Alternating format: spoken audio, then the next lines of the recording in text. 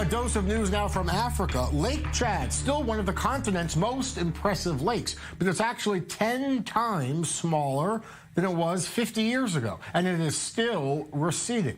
I-24 News correspondent Pierre Clochendler reports now from Chad.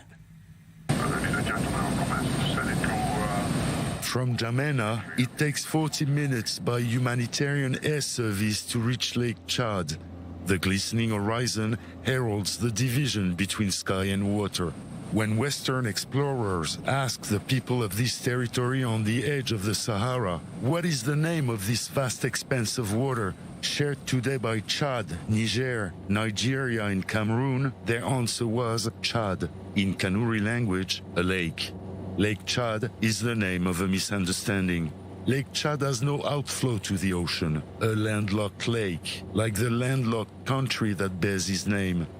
A lake that's dying, in a country its French colonizers nicknamed the Dead Heart of Africa. The well-known problem of the drying up of Lake Chad is a concern not only for both the authorities of the lake province and of the country, but for the whole world. The lake is getting stuck, quickly sinking in sand. To cross the flow of dunes choking it, we travel in 2 4-wheel drive SUVs in case one gets bogged down. A makeshift ferry allows us to cross the intricate web of wetlands. Within 50 years, this gigantic lake of over 10,000 square miles has lost 90% of its water.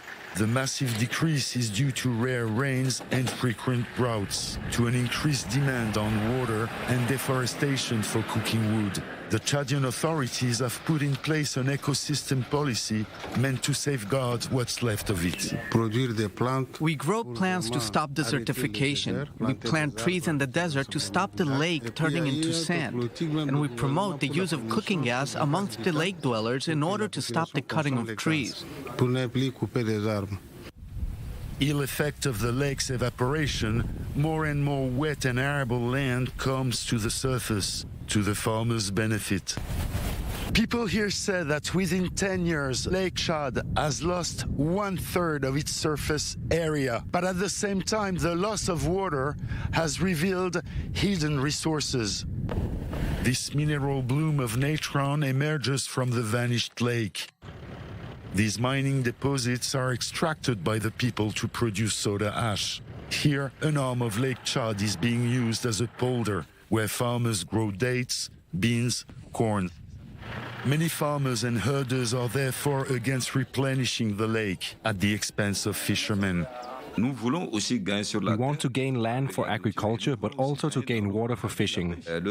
Receding water is a real danger for millions and millions of people living from Lake Chad.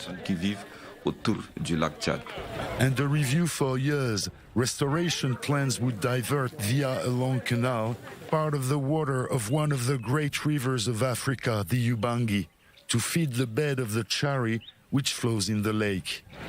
But a large population now lives in the dry bed of the lake, and as access to water is becoming increasingly scarce, tension is rising in the region.